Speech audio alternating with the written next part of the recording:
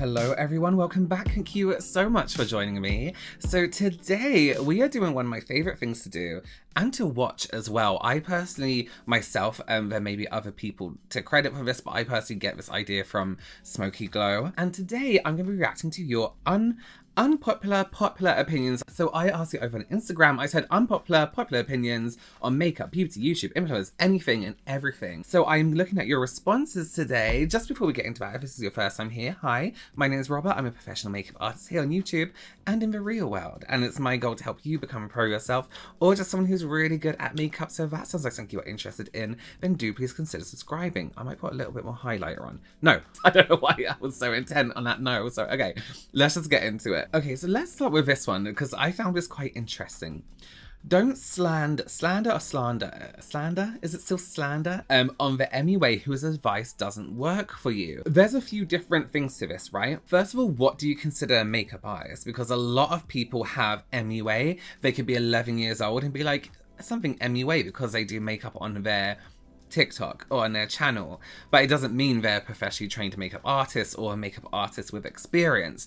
So if somebody is, let's say for example, there's somebody, you know, at home, they're not trained in makeup in any way, they've never done makeup on another human being. My hands are too cold, my rings are sliding off. Let me just take them all off.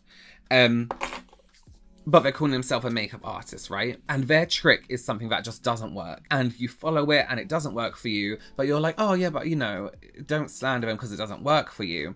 It quite literally doesn't work for everyone else. So that was a terrible example, but there's good information online and then there's terrible attention seeking, trying to go viral information online.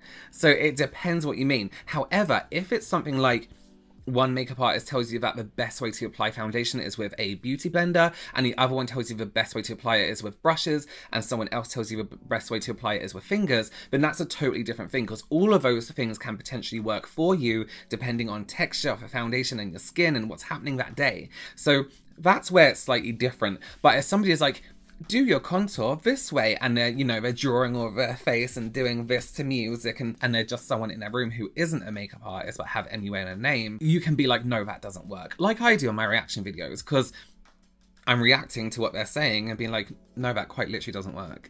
You know? It depends on who's calling themselves a makeup artist, if they are a makeup artist, and what kind of contents they've put out their content in. Are they doing it to be helpful? Are they doing it to try and go viral on TikTok? What's the deal there? You know? Sorry, I just wanted to elaborate on this a little bit more, and I'm using my MacBook's microphone, so it's probably really bad quality. And you can probably hear the washer in the background. But I really focused on like creators who weren't makeup artists just then, but I do want to add in here that the person who commented this was talking about, you know, professional makeup artists. And I do just want to elaborate a little bit more on makeup artists having their own techniques that they've perfected over years and years and years.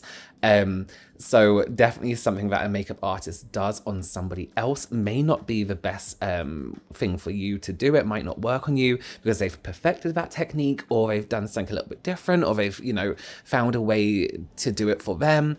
And I think as well, the thing with makeup artists, especially people who've been doing it a long time, it's like riding a bike. And I think when it comes to explaining your techniques to people who maybe don't know or aren't that great at makeup initially, it's kind of a little bit difficult to explain every single little thing you do, because it could be your hand movement, it could be your hand positioning, it could be how long you take to do it, you know, there could be little things that you forget to mention. It's like if you're a professional in something, at, you know, any career, trying to explain or teach someone how to do that profession when they starting from scratch, you'll be surprised how much you know versus how much they don't. For example, if a decorator decided to teach me how to, you know, paint a wall, there'll be tiny little things that you do that you don't realize are things that you have to teach. You may think in your mind, oh, it's kind of just common sense, but actually it's, you know, it's a teachable moment. So I think for a lot of makeup artists,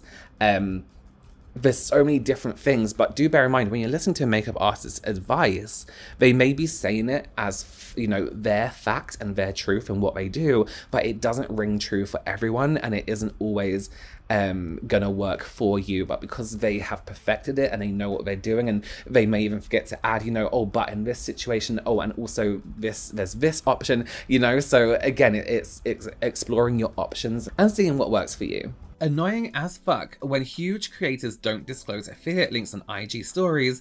They know better. 100% agree. Here's the deal, right? We let people as consumers, as people who consume content, including myself, we let these people get away with it. I try not to. I call people out all the time. But here's the deal. In the UK, it is illegal not to disclose anything. So when I see people in the UK, especially if they have management, I know they have been told legally they have to disclose an advert. So I trust a lot of them. However, in the States, I do believe the law has changed. The law has changed just recently. But before, people were putting like partner, things like that. So what does that mean? Are you an affiliate? Is this a paid advert? Is this what? It doesn't quite make sense. Laws on advertising on social media are quite new, and they're coming in slower and slower and slower because it's a new concept. When we see an advertisement on TV, we know it's an advert because they're literally advertising their product. Whereas online, I could hold up this sponge and be like, oh my god, I love this sponge. This, you can get it below.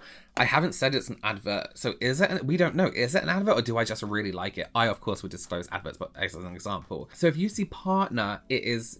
You can't tell, that's eyeshadow from earlier, you can't tell, you know, if it's an advert or not. And some of these people, I see the adverts, I see the structure that they're doing. When you do an advert, you get given a brief to hit certain points, but make it your own. And I see those certain points in some of these non-disclosed adverts. So 100% there with you. I honestly don't trust sponsored endorsements. I know everyone has to earn money, but to me, it's almost like selling out. Okay. Half offended, half understand, half disagree. So 1.5 altogether.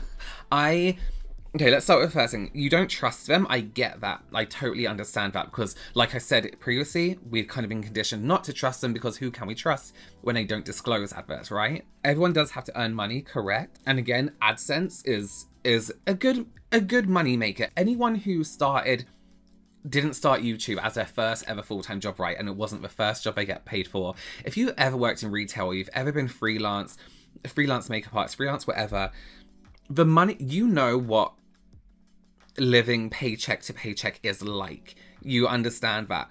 And then when you go into YouTube, that money, and I've said this before, that money is more than enough to get by with everything. You know, you don't need to take advertising if you don't want to. However, I consider it a huge compliment when a brand I really like or company I really like or something I use, whether it's makeup or whether it's something else, reaches out to me and wants to work with me. I'm like, oh my god, are you kidding? Of course I do. Let's work together. Beauty Bay I've worked with, Cult Beauty I've worked with before. Look Fantastic as well. Who else? Fenty, Juvia's Place, Sigma I've done work with. All these brands that I really, really love and respect as well. When they reach out to you and ask if you want to work with them, that's a really great feeling. So I wouldn't call it selling out. It's become part of the business. It's part of the job, right? It's part of the industry now. And even if we didn't do adverts, people would assume they were adverts anyway. So I get it. I totally get where you're coming from, and I wouldn't expect you to change your mind. Makeup is overpriced and luxury makeup is complete BS. Luxury makeup is overpriced. I do get that. I feel like if we were looking at the price of makeup now, back let's say even 5-6 years ago, we would be like, oh my god, what's happened? Like an eyeshadow palette now for like £30 or $30. I feel like back in the day we would be like, that's so unreasonable, but now we're like, yeah, that's cool. You know, people, but the thing is, makeup has become more collectible. It's become more of a something. Do I think it's right? Absolutely not. But there's something about makeup and there's something about beauty where people have this fear of missing out and we need to buy it. We need to buy it. I get it all the time. I do it. I don't know what it is. It's it's almost cult-like, but not to that extreme, you know? When something comes out that's like new, we're like, oh my god, it's amazing, it looks amazing. If you're really into makeup, you know? And there is an emotional response to makeup and brands and people. And I think we've created this whole kind of world now in beauty where it's confusing because we want everything to be the way we want it to be, but everything has to be different at the same time. It's a confusing world. The beauty world. Brands are trying and testing it, and they keep getting away with it. So, and it's funny as well because a lot of palettes now come in like this card packaging like that back in the day would have been more affordable, and you know, we would expect like plastic packaging or something like that, something that's more of a collector's piece.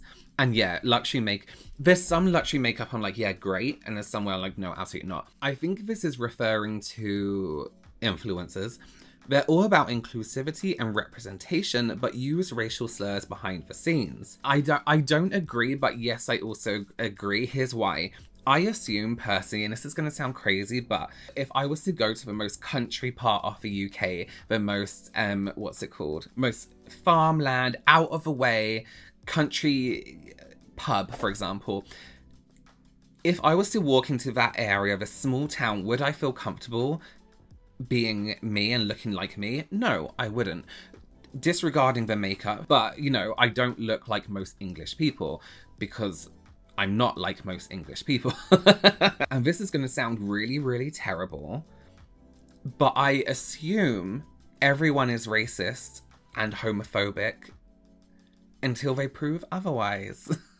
That sounds really terrible, and I'm laughing because when I say it out loud, it sounds terrible, but that's just what I assume. I've known people, and you know, the same happened here with Brexit, for example, and during lockdown when the Black Lives Matter movement, the people that you thought you knew, who maybe you considered, let's say on Facebook, for example, you know, your friends, you accept your friend's auntie's friend request, but people you worked with, people you thought had the same mind frame as you, seeing what they came out with on their posts during that time was and I think it's the same for a lot of people, I know it's the same for me and my friends, was a huge eye-opener. To see that these people were basically ignorant and fucking racist. That's what it was. I think we feel we know people. And I think for some people, if like racism or homophobia isn't a big deal to you, then maybe you wouldn't think about it. But it's always at the back of your mind, and sometimes at the forefront of your mind. You go somewhere and you're like, do I feel comfortable here? And then you think about these people that you've worked with in the past, or, you know, I want to say distant family members, but, you know, like family who aren't your immediate family, and like, all this time you've been this person, and I never knew, and now I don't want to or need to know you as a human being. I personally like to believe that my followers, and I know that's not always the case, align with my beliefs. That's what I hope. I said what I said. This is one. Please blend foundation down your neck. Don't just stop at the jawline. I like to think when I'm matching someone to a foundation, unless their neck is drastically darker than their face, I would take it just under the jawline because it should blend perfectly. However, if it is a different shade, then yes, take it downwards, but then how are you matching that shade, you know? I think it's different for everyone. I personally, if I'm doing a client, I will match their foundation tone exactly. And that involves mixing other shades in different places. For me, it's not just one flat color over the whole face and done. Yeah. But people do it, and that's cool. Doing a good makeup base on very dry skin is so much harder than on oily skin.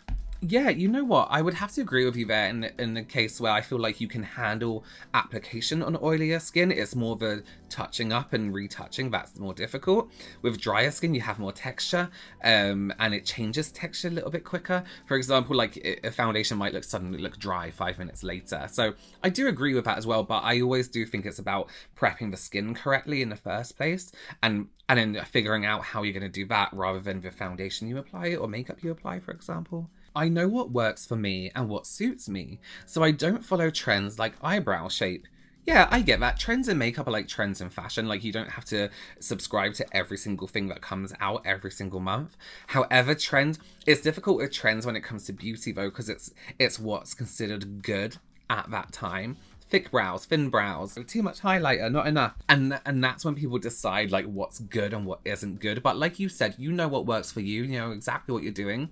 Keep at it. You don't have to do all the trends. Trends are like a new season of fashion. It will come and go quicker than, you know, it stays. Okay, let's end on this one because this is an interesting one. YouTubers don't actually like their jobs, but they're so deep in, they can't change it. Now, I don't see how a YouTuber can't like their job. Personally, I'm in my own home, working in my own time, doing what I want, and getting paid for it.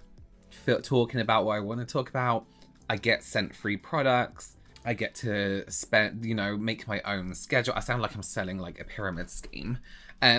Met some incredible people, worked with some amazing brands. I don't know why someone would hate it. I do see what you mean by getting too deep into it. Say those like, I always think YouTubers are like infamous. Like, you have to watch them you have to be a fan of YouTube, right, to know who they are until they go into some other space like on TV. Like, let's take Nikki Tutorials, for example, right? She couldn't just go to a normal job after doing YouTube and what she does now. Well, she could, but I feel like it'll be very like people would recognize her over time and it'll be a little bit strange, right? So I do get that like too deep into it. Like, what do you do? What would you do next? What would you do? Is there a YouTuber out there who has said they hate their job? I'll be really interested to know. And I can see there may be some parts of it you would hate, like negative interaction with people, hate comments, when you get into like drama and things like that, and some YouTubers have people show up at their house and all that kind of stuff, which I can absolutely understand why you would hate it. Yeah, that's a strange one. That's a really strange one. Okay, well, thank you so much for joining me. Let me know your unpopular opinions below, or your popular opinions, or just like, you know, yeah. Thanks again. Give this video a thumbs up. Consider subscribing. I will see you very, very soon. Bye.